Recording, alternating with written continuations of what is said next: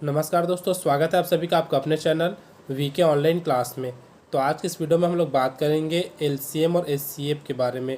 तो इसके बारे में हम लोग संपूर्ण जानकारी प्राप्त करेंगे, साथ ही इससे जुड़े हुए प्रश्नों को भी सॉल्व करना सीखेंगे, क्योंकि ऐसा टॉपिक है एलसीएम एचसीएम जो कि आपको लगभग भारत में होने वाले सभी एग्जाम में देखने को मिल जाता है। और सभी को पता है, आप लोग थंबनेल देख के आए तो आप लोग अभी मैथ्स वाला पोर्शन देख रहे हैं और किसी न किसी एग्ज़ाम की तैयारी कर रहे हैं, तो आपके लिए यह अत्यंत ही महत्वपूर्ण है इस वीडियो को समझना, अर्थात इसके कॉन्सेप्ट को समझना। तो बिना देरी के वीडियो को स्टार्ट करेंगे, और बाकी का वीडियो अगर अभी तक आप लोगों ने नहीं देखा है तो हमारे प्लेलिस्ट में जा करके आप लोग बाकी का वीडियो देख सकते हैं। साथ ही इसी वीडियो के डिस्क्रिप्शन बॉक्स में बाकी वीडियो का लिंक भी मिल जाएगा, आप लोग वहाँ से जा करके देख सकते हैं। तो आज का हमारा जो टॉपिक है उसको स्टार्ट करते हैं, जिसका नाम है एलसीएम और एचसीएफ। ठीक है, चलिए दोस्तों, अब समझते हैं एचसीएफ क्या होता है, अर्थात हाईएस्ट कॉमन फैक्टर, जिसको हिंदी में महत्तम समापवर्तक के नाम से जाना जाता है। तो इसके बारे में थोड़ा सा आपको डेफिनेशन बता देता हूँ। तो क्या होता है, दो या दो से अधिक संख्याओं का महत्तम समापवर्तक वह सबसे बड़ी या बड़ी से बड़ी। ठीक है, आपको प्रश्न में इसी को ढूंढना है कि प्रश्न में दिया क्या है। अगर बड़ी से बड़ी दिया है या फिर सबसे बड़ी संख्या दिया है ना, तो आपको आंख बंद करके मान लेना है कि वहाँ पर आपको महत्तम समापवर्तक ज्ञात करना है। ठीक है, तो क्या होता है, दो या दो से अधिक संख्याओं का महत्तम समापवर्तक वह सबसे बड़ी या बड़ी से बड़ी संख्या है जो प्रत्येक संख्या को पूर्णतः विभाजित कर दे। ठीक है, जो प्रत्येक संख्या को, मतलब कोई ऐसा संख्या मिलेगा जो जितनी दी हुई संख्याओं को ना एक बार में काट दे। ठीक है, मतलब एक बार तो कटना ही चाहिए, कोई सी भी संख्या हो, ये यहाँ पर बोला गया है। और इसका पहचान क्या है, आपको एचसीएफ का पहचान क्या है, तो ये पहचान, ठीक है, जहाँ पर आपको सबसे बड़ी या फिर बड़ी से बड़ी संख्या देखने को मिल जाए। ठीक है, क्या बोला,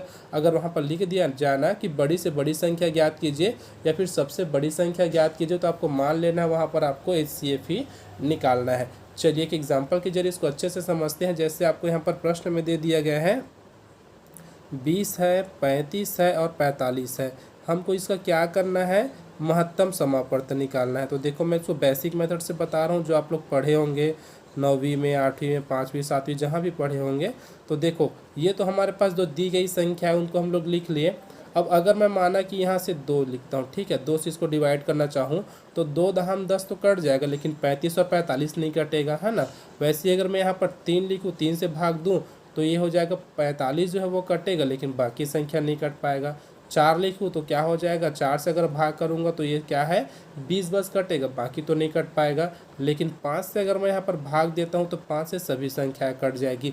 और वही तो हमको बोला गया है, जो जितनी भी दी हुई संख्या है ना, पूर्णतः सबको विभाजित कर दे।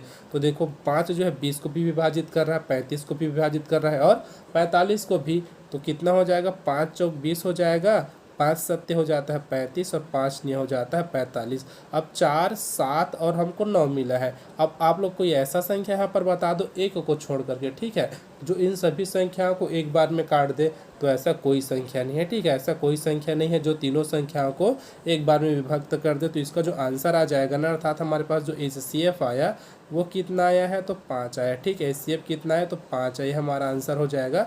जो इसका एचसीएफ आया ना वो कितना आ जाएगा, 5 आ जाएगा। तो आपको इसी प्रकार से एचसीएफ निकालना है। मैं इसके बाद आपको 2 तरीके बताऊंगा कि कैसे इसको निकालते हैं। तो एक तरीका आप लोग ये याद रखना, ठीक है, जो अभी बताया हो ना, ये वाला आप लोग याद रखना।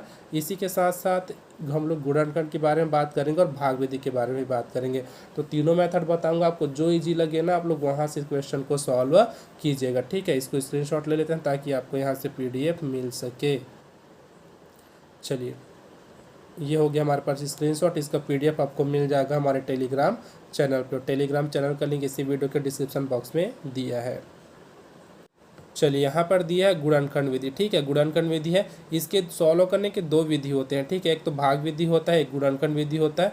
तो पहला आप लोग देख रहे हैं यहाँ पर गुणनखंड विधि है, दूसरे विधि में हम लोग बात करेंगे भाग विधि के बारे में। ठीक है, तो अभी हम लोग बात कर लेते हैं बस गुणनखंड विधि के बारे में, अगले स्लाइड में देख लेंगे उसको। तो यहाँ पर एक प्रश्न दिया है 24, 30 और 42 का एचसीएफ ज्ञात कीजिए। ठीक है, एचसीएफ अर्थात हाईएस्ट कॉमन फैक्टर, अर्थात महत्तम समापवर्तक हमको यहाँ पर ज्ञात करना है। विधि कौन सी बोली गई है, तो गुणनखंड विधि। तो इसके लिए क्या करते हैं, हमको जो दिया गया संख्या है ना उन सब का हम लोग गुणनखंड कर लेते हैं। जैसे मैं यहाँ पर मेरे को कितना दिया, 24 है ना, तो 24 का मैं फैक्टर निकालूँ तो क्या क्या मिलेगा, तो 2 गुणा 2, 2 दूनी 4, उसके बाद क्या हो जाएगा, 4 दूनी 8, 8 तिया 24, ठीक है, इस प्रकार से लिख सकते हैं। अब 30 को मैं कैसे लिख सकता हूँ, 30 का गुणनखंड क्या क्या मिलेगा मेरे को, तो ये मिल जाएगा 2 गुणा 3 गुणा 5। अगला क्या है 42 है, तो 42 का हम क्या क्या लिख सकते हैं, तो इसको मैं लिख सकता हूँ 2 गुणा 3 गुणा 7 ऐसे। अब बोलोगे सर ऐसे हम लोग कैसे लिखेंगे, अगर कोई बड़ा संख्या रहेगा ना, तो आप लोग जो मेथड जानते हैं ना वहाँ से निकाल सकते हैं। जैसे अगर मैं 30 का निकाल के बताऊँ, तो अभी जो हम लोग सॉल्व किए थे ना वैसे ही करके भी निकाल सकते हो। तो ये हो जाएगा 15 बार में डिवाइड होगा, फिर कितने से जाएगा, 3 से जाएगा, तो 3 5 6 हो जाता है 15, फिर 5 1 कम आपका हो जाएगा 5। तो आप लोग इस प्रकार से इसको सॉल्व करके निकाल करके देख सकते हो, ठीक है।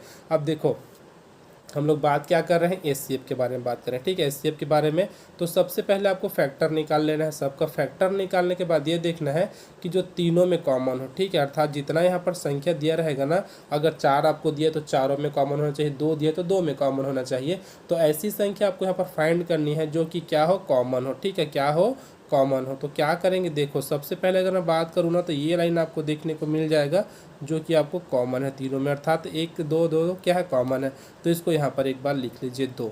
अब देखो 1 2 यहाँ पर है, इसमें कोई 2 है क्या, नहीं है।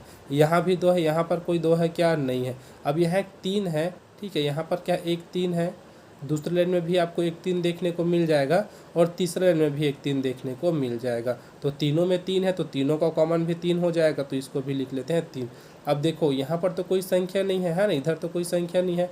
यहाँ पर एक 5 है जो कि बाकी दोनों में नहीं है, यहाँ पर एक 7 है जो कि बाकी दोनों में नहीं है। तो हमको ऐसा संख्या लेना है वहाँ पर जो कि तीनों में होना चाहिए, ठीक है। तो इसको अगर हम लोग मल्टीप्लाई करेंगे तो कितना मिलेगा, 6, और ये हमारा क्या हो जाएगा, इसका HCF हो जाएगा। इस क्या हो जाएगा हमारे पास, ये HCF हो जाएगा, ये हो जाएगा हमारे पास इसका आंसर, ठीक है। क्या हो जाएगा इसका जो HCF मिला है ना, अर्थात हाईएस्ट कॉमन फैक्टर क्या मिला है, 6 मिला है। अगर आप लोग इसको चाहो तो हम लोग जो बेसिक मेथड आपको बताया ना पहले, वैसे भी निकाल करके इसको देख सकते हो। इसका जो आंसर आया ना वो कितना आया है, 6 आया है। चलिए देखते हैं अगला, ये हो गया। तो एक काम करता हूँ मैं इसको ना आपको बेसिक मेथड से भी बना करके बताता हूँ, ताकि आपको दोनों तरीके अच्छे से समझ में आ जाए। चलिए एक बार बनाते हैं बेसिक मेथड से इसको, अर्थात जो हम लोग पहले मेथड देखे हैं ना भाग वाला, उससे एक बार बना करके देखते हैं। तो देखो यहाँ पर क्या है, 24 है, फिर 30 है, फिर क्या है 42 है, यहाँ से है। तो अगर मैं सबको एक साथ लिख दूं तो मेरे को कोई ऐसा संख्या लेना है जो सभी को एक बार में काट दे। तो यहाँ पर 2 से तो कट जाएगा क्योंकि सभी सम संख्या है, तो ये हो जाएगा 12, ये मेरे को मिलेगा 15, और ये मिलेगा 21। अब देखो यहाँ से मैं 2 से अगर डिवाइड करना चाहूँ तो क्या 2 से डिवाइड हो सकता है कोई संख्या, तो सिर्फ 12 होगा। 12 को छोड़ करके 15 और 21 तो नहीं होगा। क्यों नहीं होगा, क्योंकि दोनों तो हमारे पास विषम संख्या है। अब मैं 3 से डिवाइड करूँ तो 3 चौके होता है 12, 3 पंचे 15 और 3 सत्ते होता है 21। तो देखो 3 से डिवाइड करूँ तो कितना हो जाएगा, 3 चौक हो जाएगा 12, 3 पंचे हो जाएगा 15 और 3 सत्ते हो जाएगा 21। अब तीनों अलग अलग संख्या प्राप्त हो गई, अर्थात ऐसी संख्या प्राप्त हुई है जो क्या है, किसी का यहाँ पर फैक्टर नहीं है, ठीक है। 4 को मैं 2 गुणा 2 लिख सकता हूँ, 5 को क्या लिख सकता हूँ, सिर्फ 5 ही रहेगा, या फिर 5 गुणा 1 लिख सकते हैं। और 7 का क्या हो जाएगा, 7 का तो 7 और 1 ही लिख सकते हैं ना, उसको छोड़ करके नहीं लिख सकते। तो इसके पास हमारे पास क्या मिला यहाँ पर, तो 2 × 3 = 6। तो ये हमारा होता है जो बेसिक मेथड बताया था ना पहले, वैसे निकाल सकते हो। लेकिन ये क्या हो जाता है, ज़्यादा बड़ा संख्या रहता है ना तो दिक्कत होता है थोड़ा सा निकालने में। तो आप लोग जो सा भी आपको समझ में आता है, जैसे समझ में आप लोग वैसे इसको समझ सकते हैं। चलिए अगली विधि देखते हैं जिसका नाम है भाग विधि, ठीक है। दूसरी विधि हमारे पास जो क्या है, भाग विधि है। अब इस विधि का प्रयोग आप लोग जितनी बड़ी से बड़ी संख्या दी रही जाएगी ना उसके लिए आप लोग कर सकते हो, या फिर नॉर्मल आप लोग बना सकते हो। तो इसमें करते क्या है, देखो अगर आपको 2 संख्या दी है तब एकदम आसान होता है, 3 संख्या दी है तब कैसे करेंगे। तो आपको देखना है कोई से भी 2 संख्या ले लो यहाँ पर, ठीक है, कोई से भी 2 संख्या लो। जैसे मैं 12 और 20 ले लेता हूँ, ठीक है, 12 और 20 को मैं यहाँ पर लेके चलता हूँ। तो सबसे पहले क्या करूँगा, मैं ना 12 से 20 को भाग दूंगा, ठीक है, 12 से 20 को भाग दूंगा। देखो 12 एकम 12 कितना आया, यहाँ पर 12 लिखेंगे, हासिल कितना आया, 8 आया। ये तो 8 आ गया ना। अब 8 से हम लोग क्या करेंगे, जो 12 है ना उसको भाग देंगे, तो ये दे देंगे भाग, कितने हो जाएगा, 8 एकम 8, फिर 8 हो जाएगा यहाँ पर, तो कितना बचा, 4। और ये लगभग सभी को भाग करना आता ही होगा। अब 4 बचा, अब क्या करेंगे, इस 4 से इस 8 को भाग देंगे, तो कितने बार में जाएगा, 4 दूनी 8, ये हो जाएगा 8। ये जीरो। इसको हम लोग को कितने टाइम तक करना है, जब तक कि हमको जीरो नहीं मिल जाता। अब देखो यहाँ पर कितना मिला है, लास्ट जो मिला है भाजक वो कितना मिला है, 4। ठीक है, लास्ट जो भाजक मिला है ना वो कितना मिला है, 4 मिला है। तो इसी 4 को लेकर के अब हमको 24 को भाग देना है, अर्थात जो लास्ट संख्या बची रहेगी ना उसको भाग देना है। तो क्या हो जाएगा, 4 से अगर मैं स्टार्ट करूँ और ये हो जाएगा मेरे पास 24। ठीक है, तो कितना हो जाएगा, 4 छक्का हो जाएगा हमारे पास 24। तो ये कितना हो जाएगा, 0 0। तो इसका जो आंसर आया ना वो कितना आया, 4 आया। ठीक है, अर्थात इसका जो HCF आया ना वो कितना हो जाएगा हमारे पास, 4 हो जाएगा।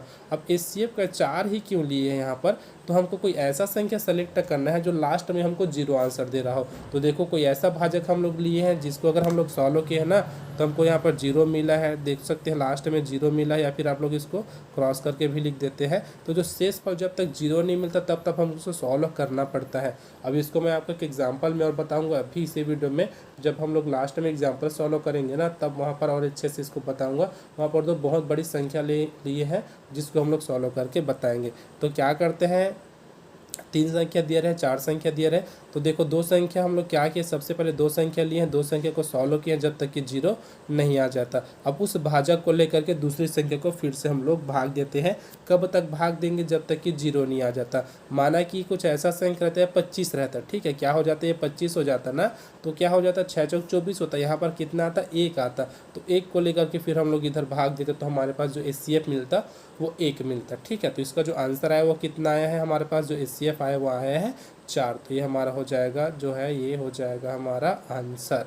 ठीक है, आशा करता हूँ आपको जो मेथड है वो समझ में आ रहा होगा कि कैसे इसको सॉल्व कर रहे हैं। अगर आपको कुछ डाउट हो रहा है थोड़ा सा वीडियो को पीछे कीजिएगा, फिर वीडियो को चालू करके देखिएगा, आपको सब अच्छे से समझ में आ जाएगा। चलिए बढ़ते हैं आगे।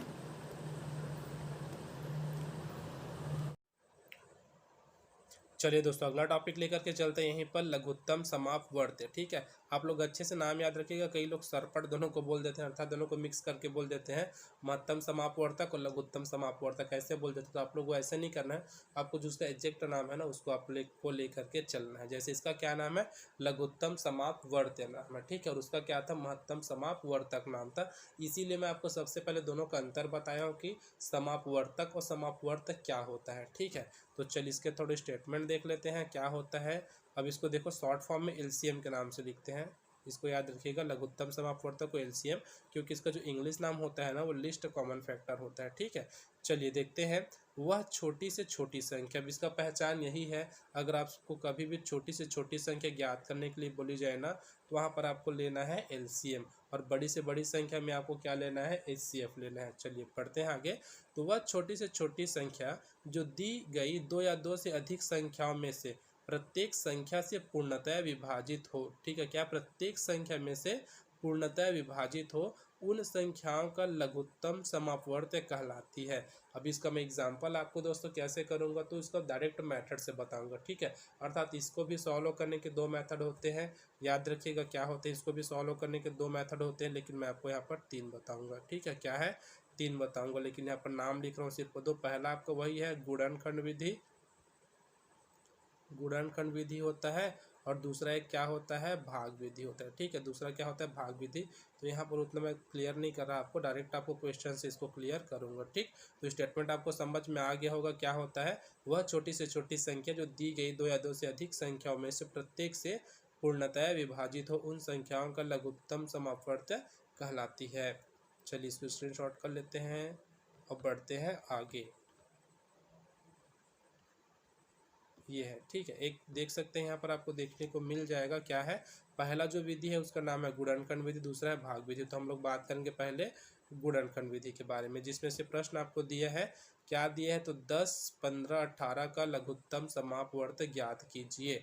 ठीक है, तो हमको क्या करना है, तीनों का, अर्थात जो 3 संख्या दिया गया है ना उसका LCM ज्ञात करना है। तो कैसे ज्ञात करेंगे, तो चलो सबसे पहले 10 का अगर हम लोग गुणनखंड करें तो कैसे लिख सकते हैं, 10 को क्या क्या लिख सकते हैं, तो 2 गुणा 5 ये लिख सकते हैं। ठीक है, 15 को क्या लिख सकते हैं, तो 15 को लिख सकते हैं 3 गुणा 5 करके लिख सकते हैं। 18 को क्या लिख सकते हैं, वैसे अगर मैं लिखना चाहूँ तो 18 को हम लोग लिख सकते हैं 2 गुणा 3, क्योंकि 3 कितना हो जाएगा, 2 तिया 6 और 6 तिया हो जाएगा 18। अब इसका हमको एलसीएम निकालना है। ठीक, क्या करना है, इसका एलसीएम निकालना है। तो एलसीएम कैसे निकलेगा, तो इसमें जो एलसीएम निकालेंगे ना, तो एक लाइन में देखना है कौन सी संख्या का पावर कितना है, और जो सबसे मैक्सिमम रहेगा तीनों लाइन में ना, उसको हमको लेकर के चलना है। तो यहाँ पर 2 का घात 1 है, 5 का घात 1 है, 3 का घात 1 है, 5 का घात 1 है, 2 का घात 1 और 3 का घात 2 है। तो देखो अगर यहाँ मैं लूँ तो 2 का घात 1 मिलेगा मेरे को, और यहाँ भी क्या 2 का घात 1 है, और बाकी में तो नहीं है, तब भी हमारे पास चल जाएगा, 2 का घात 1 ही रहेगा।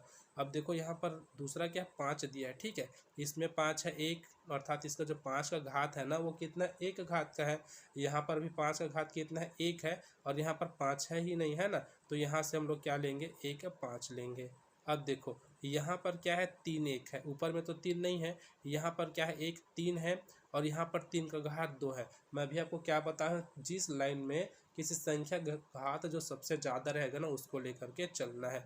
तो यहाँ पर क्या हो जाएगा, यहाँ पर कितना हो जाएगा 3 का घात 2 होगा, क्या हो जाएगा 3 का घात 2 हो जाएगा। तो कितना हो जाएगा यहाँ पर 3 गुणा 3। ठीक है, इतना हो जाएगा। तो ये हो जाएगा 5 दूनी 10, 10 तिया 30 और 30 तिया होता है 90। ठीक है, कितना हो जाएगा 90। तो इसका जो आंसर आया ना दोस्तों वो कितना आया है 90 आया है इसका आंसर। अर्थात इसका जो हमको एलसीएम मिला है ना वो कितना मिला है, तो इसका आंसर हमको मिला है 90। चलिए अब हम लोग दूसरे क्वेश्चन को बना करके देखते हैं, अर्थात दूसरी विधि से। और मेरे को पता है आपको हो सकेगा ये वाला जो मेथड है ना वो ज़्यादा आपको पसंद आएगा, लेकिन ये वाला जो मेथड है ना दोस्तों ये बड़ी बड़ी संख्याओं के लिए बहुत ही उपयोगी है। इसको आप लोग अच्छे से याद रखिएगा। क्या करते हैं, कोई सा भी लाइन देखते हैं जहाँ पर जो दी गई संख्याओं का जो हाईएस्ट जो पावर रहता है ना उसको लेकर के चलते हैं। तो देखो यहाँ पर क्या था 1 2 था, और इस लाइन में भी तो कोई 2 नहीं है। यहाँ पर भी अगर हम लोग देखें ना तो 2 का घात 1 ही है, मतलब हम लोग क्या लेंगे, पहला 2 लेंगे। फिर यहाँ पर देखो ऊपर में 3 नहीं है, लेकिन इन दोनों में तो 3 है ना। अब दोनों में ज़्यादा पावर किसके में है, तो 3 का घात 2 यहाँ पर है, तो इसको ले लिए यहाँ पर। ठीक है, 3 का घात 2 यहाँ पर ले लिए। अब देखो यहाँ पर 1 5 है, यहाँ पर भी 1 5 है। अगर माना कि यहीं पर ऐसा कुछ रहता 5 5 5, ठीक है, या फिर इसको हटा देते हैं, आपको यहीं पर रहता ऊपर लाइन में कुछ और रहता, यहीं पर रहता माना कि 5 और 5, तो हम लोग क्या लेते हैं यहाँ पर 5 का घात 3 लेते। ठीक है, जो यहाँ पर 5 एक बार लिखे ना उसको 5 को 3 बार मल्टीपल में लिखते हैं। तो इस प्रकार से आप लोग का जो क्वेश्चन है ना उसको सॉल्व किया जाता है। तो देख सकते हैं आप लोग यहाँ पर इसका जो आंसर आया ना वो कितना आया है 90 आया है हमारे पास इसका एलसीएम। चलिए दूसरा मेथड से देखते हैं अभी इसको सॉल्व करके। दूसरे मेथड के लिए भी क्वेश्चन यहीं पर है, इसी क्वेश्चन को सॉल्व करके देखेंगे दूसरे मेथड से भी, क्योंकि यहाँ पर कोई एक्स्ट्रा क्वेश्चन नहीं लिया गया है। तो जो दूसरा मेथड है ना उसमें क्या करेंगे, जो हम लोग पहला देखे थे वैसे ही हमको निकालना है। तो ये हो जाएगा 10, ये हो जाएगा 15 और ये हो जाएगा आपका 18। ये हमारे पास हो जाएगा इसके लिए भाग विधि। ठीक है, अर्थात आपको भाग देना आना चाहिए। तो यहाँ पर सबसे छोटी संख्या लेते हैं 2। देखो 2 कोई ना कोई संख्या तो काट रहा है ना, इसलिए मैं यहाँ पर 2 लिया हूँ। तो 10 को डिवाइड करेंगे तो ये हो जाएगा 5, 15 तो डिवाइड होगा नहीं 2 से, 18 डिवाइड हो जाएगा 9 बार में। और वैसे ही देखो अब यहाँ पर अब मैं 2 तो ले नहीं सकता, क्यों, क्योंकि तीनों मेरे पास विषम संख्या प्राप्त हो गई है। अब 2 नहीं है तो 3 को लेकर के, क्योंकि हमको एक एक संख्या यहाँ पर बढ़ना रहता है। तो 3 से अगर मैं डिवाइड करूँ तो 3 से मेरे को डिवाइड करने पर 5 का तो 5 ही हो जाएगा। यहाँ पर याद रखिएगा जो संख्या डिवाइड नहीं होगा ना किसी संख्या से उसको जैसे का तैसा आपको नीचे लिख देना है। देखो तो 3 क्या है 5 को नहीं काटता तो मैं यहाँ पर लिख दिया हूँ, लेकिन 15 को काट सकता है कितने बार में 5 बार में। और वैसे ही क्या है ये जो 9 है ना वो भी कट रहा है 3 से कितने बार में 3 बार में, क्योंकि 3 तिया होता है 9। अब देखो ये फिर 3 से भाग चला जाएगा, क्योंकि यहाँ पर 3 का फैक्टर यहाँ पर मिला है अर्थात 3 ही मिला है। तो ये हो जाएगा 5 का 5 हो जाएगा, नीचे में कितना आएगा 5, और ये हो जाएगा 3 एक कम 3। अब 4 से भाग देने की ज़रूरत तो है नहीं, डायरेक्ट हम लोग यहाँ पर लिख सकते हैं, क्या लिख सकते हैं 5। तो देखो 5 एक कम हो जाएगा 5, 5 एक कम हो जाएगा 5 और 1 एक कम 1। अब यहाँ पर जो इसका एलसीएम मिला है ना वो कितना मिला है, एलसीएम जो हमको प्राप्त हुआ है ना वो कितना मिला है, तो 2 गुणा यहाँ पर जितना संख्या आपको मिला है ना सबको आपस में मल्टीप्लाई कर देना है। ठीक है, तो क्या है 2 गुणा 3 गुणा 3 गुणा 5 कितना हो जाएगा, इसका आंसर मिल जाएगा फिर से 90। तो ये हमारा हो जाएगा आंसर। अब आप लोग देख सकते हैं आपको जो भी मेथड यहाँ पर इजी लगा आप लोग उस मेथड को अप्लाई कर सकते हैं। ठीक, इसका आंसर हमको कितना प्राप्त हुआ है 90 प्राप्त हुआ है। चलिए कुछ फार्मूले देख लेते हैं जो कि इस चैप्टर के लिए मोस्ट इंपॉर्टेंट है। तो याद रखिए, अगर आपको कभी भी प्रश्न भिन्न के रूप में दिया जाता है ना, और ये बोला जाता है कि आपको भिन्नों का आपको एलसीएम निकालना है। क्या निकालना है? एलसीएम निकालना है।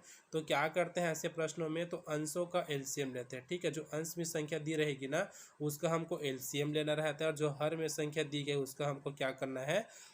मस निकालना है, अर्थात क्या निकालना है? HCF निकालना है। याद रखिएगा, क्वेश्चन अगर आपको भिन्न के रूप में दिया जाता है और आपको बोला जाता है कि उसका हमको लघुत्तम समापवर्त्य निकालना है, तो क्या करेंगे? तो उसके जो अंश है ना उनका हमको LCM लेना है, और जो उनका हर है ना उसका HCF लेना है। सेम टू सेम आपका क्या करना पड़ेगा? इसी पैटर्न में चलना पड़ेगा। अगर आपको कभी भी पूछा जाता है भिन्नों का मस, ठीक है, भिन्नों का मस अर्थात भिन्नों का महत्तम समापवर्तक पूछा जाता है, तो उसमें क्या करना पड़ेगा? अंशों का आपको क्या करना पड़ेगा? मस लेना है, और जो है हर का उसको लस लेना है। इसको आपको मन में कैसे रखना है बता देता हूँ। अगर आपको एलसीएम निकालने के लिए बोला जाता है ना, तो जो ऊपर की संख्या है उसका आपको क्या करना है? एलसीएम लेना है। ठीक है, और अगर यहीं पर आपको एचसीएफ निकालने के लिए बोला जाता है तो जो ऊपर की संख्या है उसका आपको क्या लेना है? एचसीएफ लेना है। बस इसी को ध्यान में रखिएगा कि आपको निकालने के लिए क्या बोला है। एलसीएम निकालने के लिए बोला है तो सबसे पहले एलसीएम निकालेंगे, फिर एचसीएफ निकालेंगे।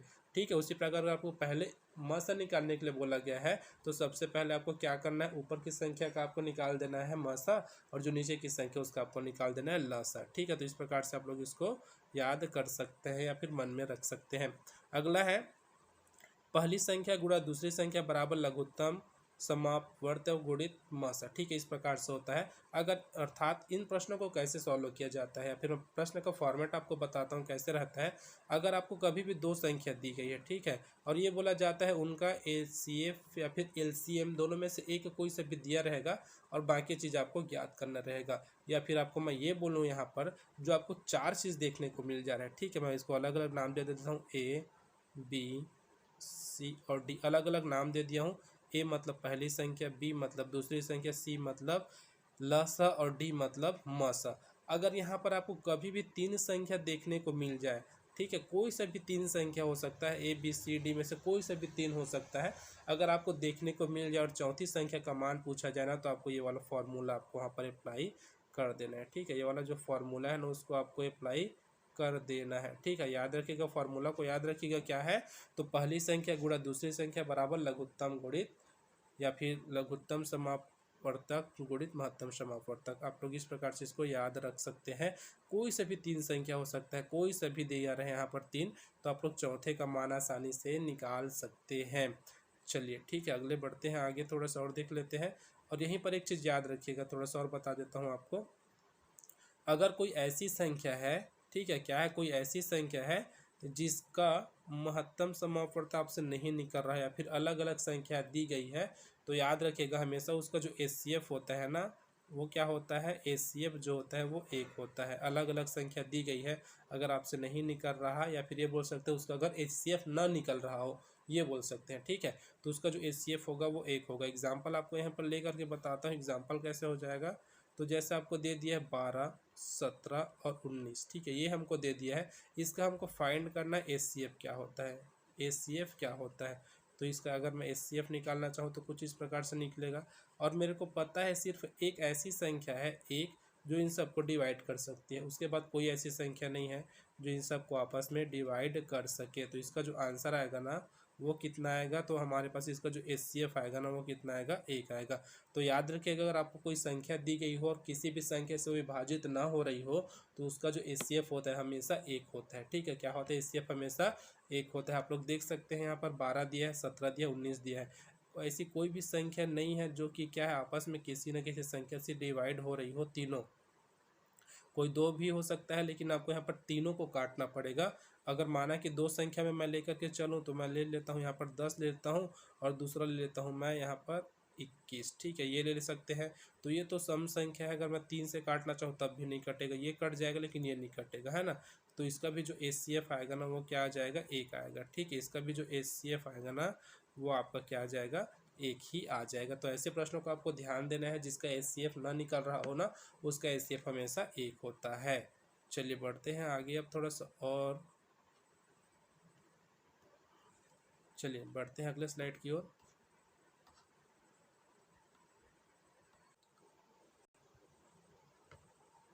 चलिए देख सकते हैं, आपको यहाँ पर एक प्रश्न दिया है जिसमें है 3556 तथा 3444 का मसा क्या होगा, ये यहाँ पर पूछा है। अर्थात हमको HCF निकालना है, HCF बताना है यहाँ पर HCF क्या होगा। तो मैं आपको दो मेथड बताया था, गुणनखंड विधि और दूसरा क्या भाग विधि है। अगर आप लोग चाहो तो इसका फैक्टर निकाल सकते हो, कितना फैक्टर होगा इसका भी फैक्टर निकालने के बाद आप लोग वहाँ से दोनों में से आसानी से निकाल सकते हैं। ठीक है, तो मैं इसको क्या करूँगा, बड़ी बड़ी संख्या जब भी आपको ऐसी दिखे ना, तो आपको क्या करना है, जो छोटी संख्या है ना उससे बड़ी संख्या को भाग दे दीजिए। तो कैसे कर सकते हैं, तो मैं इसको लिख लेता हूँ। सबसे पहले 3 4 4 है, इसको भाग दे देते हैं जो हमारे पास संख्या है, बड़ी संख्या इससे। ठीक है, ये हो जाएगा, गलत हो गया थोड़ा सा, 3556। तो कितने बार में डिवाइड हो सकता है, एक ही बार में डिवाइड होगा सबसे पहले। तो ये हो जाएगा 3 4 4 और 4। ठीक है, घटाएंगे तो कितना हो जाएगा, 6 में से 4 जाएगा तो 2, 5 में से 4 जाएगा तो 1, यहाँ भी 1 और ये हो जाएगा क्रॉस। ठीक है, अब देखो फिर क्या करेंगे, ये जो 112 है ना उसको हम लोग लेंगे और क्या करेंगे, 344 को डिवाइड करेंगे यहाँ से। तो कितने बार में जाएगा, इसका अगर मैं मल्टीप्लाई करूँ ना, तो देखो ये तो 100 है, अर्थात 112 है, तो 3 बार में करूँगा तो कितने हो जाएगा, तो ये हो जाएगा 300 और 12 3 36, अर्थात ये हो जाएगा 336। घटाएंगे तो कितना हो जाएगा, यहाँ से मिलेगा हमको 8 मिल जाएगा। ठीक है, ये हो जाएगा टोटल 8 और ये हो जाएगा आपका 4। अब क्या करेंगे, जो 84 आया है ना उसको लेकर के 112 को डिवाइड करेंगे। ठीक है, कितने को करेंगे, 112 को डिवाइड करेंगे तो एक बार में डिवाइड होगा तो कितना हो जाएगा, यहाँ पर 84 आ जाएगा। अब देखो 112 से अगर हम लोग 84 माइनस करेंगे ना तो कितना हो जाएगा, ये हमको मिलेगा लगभग 28। ठीक है, कितना मिलेगा, 28। अब क्या करेंगे, इस 28 को लेकर के ना किसको डिवाइड करेंगे, बताइए किसको डिवाइड करेंगे, तो इस 28 को लेकर के इस 84 को डिवाइड करेंगे। कितने को, 84 को। तो कितना होता है, 20 या 60 हो जाएगा और 8 या 24, अर्थात 3 बार में ये पूरी तरह से कट जाएगा। कितने बार में कटा है, तो देख सकते हैं 3 बार में कटा है। तो हमको कब तक सॉल्व करना रहता है, जब तक कि यहाँ पर 0 0 ना मिल जाए। और जो लास्ट हमारे पास भाजक होता है ना, क्या होता है, जो अंतिम भाजक होता है वही हमारा क्या होता है, HCF होता है। अगर आप लोग इसको गुणनखंड मेथड से बनाए होते तो आपको बहुत टाइम लगता है, सबसे पहले इसका फैक्टर निकालते फिर दूसरे का फैक्टर निकालते। तो इस प्रकार से आप लोग जो बड़ी संख्या है या फिर नॉर्मल HCF का क्वेश्चन आप लोग सॉल्व कर सकते हैं। तो इसका जो हमको HCF प्राप्त हुआ है ना वो कितना हुआ है, 28 हुआ है। और यह हमारा जो 28 है वो हमारा क्या है, इसका आंसर हो जाएगा। ठीक है, क्या हो जाएगा, जो 28 है ना वो हमारा हो जाएगा इसका आंसर। तो चलो इसको भी स्क्रीनशॉट करके रख लेते हैं। आशा करता हूँ आपको जो भी प्रश्न यहाँ पर समझाया जा रहा है वो समझ आ रहा होगा, और समझ आ रहा होगा तो वीडियो को देखने के बाद ही शेयर जरूर करना किसी अपने 1-2 फ्रेंड के में। चलिए अगला प्रश्न देखते हैं। प्रश्न दिया है 16 तथा 28 का मस तथा लस का अनुपात में है, फिर किस अनुपात में है ये पूछा गया है ना। तो अर्थात हमको ऊपर में क्या करना है, LCM को लिखना है और नीचे में हमको रखना है HCF को, दोनों का हमको अनुपात पूछा गया है। ठीक है, ये हमको निकालना है। तो सबसे पहले हमको तो LCM निकालना ही पड़ेगा और HCF निकालना ही पड़ेगा। तो क्या करते हैं, हम सबसे पहले LCM ही निकाल लेते हैं। LCM कैसे निकालेंगे, तो आपको मेथड बताया हूँ कैसे लेना है। तो मैं सबसे पहले जो मेरे को ईजी लग रहा है ना यहाँ पर उसको सॉल्व कर देता हूँ। ठीक है, कुछ इस प्रकार से ये हम लोग अभी निकाल लेते हैं LCM निकाल लेते हैं पहले। तो देखो कितना से डिवाइड हो जाएगा, 2 से। कितने बार में, 8 बार में, और ये हो जाएगा आपका 14 बार में। फिर क्या हो जाएगा, 2 से हो जाएगा 4 बार में, ये हो जाएगा आपका 7 बार में डिवाइड होगा। उसके बाद फिर लेंगे तो ये हो जाएगा 2 से, 2 दूने 4, 2 सत्ते 7 ही रहेगा यहाँ पर। तो ये हो जाएगा 2 1 कम और ये 7 का 7। फिर क्या हो जाएगा, यहाँ पर 7 से डिवाइड कर देते हैं तो ये 1 हो जाएगा और ये भी 1। कब तक करते हैं डिवाइड इसको, जब तक कि हमारा 1 1 ना मिल जाए। तो LCM की अगर हम लोग बात करें, यहाँ पर LCM हमको कितना प्राप्त हुआ है, तो 2 गुणा 2 गुणा 2 गुणा 2 गुणा 7 ये हमको मिला है LCM। ठीक है, तो क्या हो जाएगा, 2 दूने 4, 4 दूनी 8, 8 दूनी 16, और 16 सत्ते कितना होता है आपको कमेंट बॉक्स में बताओ तो जल्दी से। 16 सत्ते कितना होता है, तो हमारे पास 16 सत्ते होता है 112। ठीक है, ये हो जाएगा 112। अब हमको करना क्या है, इसका मस अभी निकालना है। ठीक है, तो मस कैसे निकाल सकते हैं, एकदम आसानी से आपको बताया था। तो यहाँ पर मैं बीच में बॉर्डर बना देता हूँ HCF के लिए। HCF के लिए आप लोग चाहे तो कोई से भी नियम लगा सकते हैं, जैसे कि मैं यहाँ पर गुणनखंड लगा देता हूँ। 16 के लिए क्या हो जाएगा, 2 से अगर हम लोग इसका फैक्टर निकालें तो कितना निकलेगा, 2 गुणा 2 गुणा 2 गुणा 2, अर्थात 4 बार में आ जाता है 16। अब ये क्या है हमारे पास 28 है ना। 28 को हम लोग कैसे लिख सकते हैं, तो इसको हम लोग लिख सकते हैं 2 गुणा 2 दूनी 4 और 7 चौक होता है 28, इस प्रकार से। अब हम लोग देखे क्या थे HCF में कि जो दोनों में कॉमन हो, ठीक है, क्या हो जो दोनों में कॉमन हो। दोनों में कौन कौन सा कॉमन है, तो सबसे पहले 1 2 यहाँ पर कॉमन दिख रहा है मेरे को, और फिर दूसरे में भी ये 2 क्या है कॉमन दिख रहा है। उसके बाद तो कोई कॉमन नहीं दिख रहा, तो इसका जो HCF निकला ना, HCF वो कितना निकला है मेरे को, तो 2 × 2 मिला है, अर्थात कितना हो जाएगा 4। और हमको निकालना क्या था यहाँ पर, LCM और HCF का रेशियो तो पूछा गया था है ना। तो अभीष्ट अनुपात कितना हो जाएगा, निकाल लेते हैं। अभीष्ट अनुपात लिख देते हैं, अभीष्ट अनुपात। ये आपको लिखने की ज़रूरत नहीं है, मेन एग्जाम में डायरेक्ट आप लोग वहाँ पर आंसर मार कर कीजिएगा। कितना हो जाएगा, ऊपर में हमारा रहेगा LCM, ऊपर में क्या रहेगा LCM, अर्थात LCM हमको कितना मिला है 112, और नीचे में क्या रहेगा हमारे पास HCF अर्थात 4। अब देखो 4 से कटा करके 4 से कटता है कि नहीं कटता, तो अगर मैं कटाना चाहूँ तो सबसे पहले 4 एक कम हो जाएगा 4, और ये हो जाएगा 4 दूनी 8। यहाँ से कितना बचा, 3 बचा है, तो ये हो जाएगा आपके पास 32, तो ये हो जाएगा 8 चौक 32। तो कितना मिला मेरे को, क्या मिला 28/1। तो इसको मैं क्या लिख सकता हूँ, 28:1 लिख सकता हूँ, ठीक है, जो कि आपको देखने को मिल रहा है ऑप्शन नंबर डी में। ठीक है, ऑप्शन डी हमारे यहाँ पर सही हो जाएगा, इसका आंसर आ जाएगा ऑप्शन डी। चलिए एक ऐसा क्वेश्चन लेते हैं जो कि एकदम बेसिक से क्वेश्चन है ना, अर्थात आपको अगर LCM से पता रहेगा ना तब आप इसको निकाल सकते हैं, अर्थात उसको स्टेटमेंट के ऊपर है। यदि एक प्राकृत संख्या है तो A तथा A+1 का LCM हमको निकालना, अर्थात लघुत्तम समापवर्त निकालना है। तो देखो क्या करना, क्या यहाँ पर अगर आप लोग चाहो तो डायरेक्ट ऐसे निकाल सकते हो, A+1 करके निकाल सकते हो। किससे किससे डिवाइड होगा, तो सबसे पहले A से डिवाइड होगा तो ये हो जाएगा एक, क्या बचेगा A+1 बचेगा। फिर दूसरे बार में आपको क्या करना पड़ेगा, तो यहाँ से A+1 से आप लोग इसको डिवाइड कर सकते हो, तो ये आपका मिल जाएगा आंसर। तो क्या मिलेगा A × A+1, जो कि आपको कहाँ पर दिख रहा है, कौन से ऑप्शन में दिख रहा है, तो इसका आंसर है ऑप्शन बी। लेकिन इसका अर्थ क्या बोला गया है, देखो थोड़ा समझना। तो A यहाँ पर कोई प्राकृत संख्या, तो अगर मैं A को मान के चलूँ, ठीक है, A को क्या मान के चलो, अगर कोई सा भी नंबर ले सकते हैं, जो नेचुरल नंबर है मैं 3 ले लेता हूँ, तो मेरे को यहाँ पर A+1 का मान क्या मिलेगा, A+1 का मान क्या मिलेगा, तो 3 धन 1 मतलब क्या मिला 4। और दोनों का LCM क्या होगा, यही तो पूछा गया था है ना। तो दोनों का LCM हमेशा क्या रहेगा, तो दोनों के मल्टीपल में होता है, याद रखिएगा। तो 4 तो यहाँ पर 12 आ जाता है, लेकिन हमारे पास तो अगर कोई संख्या दिया रहेगा तब। लेकिन आप लोग याद रखिएगा, कभी भी ऐसा आंसर आता है ना, ऐसा क्वेश्चन आता है, तो इसका जो आंसर हो जाएगा वो हमेशा एक दूसरे के मल्टीपल में होता है। क्योंकि अगर हम लोग LCM निकालेंगे तो हमको यहाँ पर अल्टरनेट संख्या मिलेगा।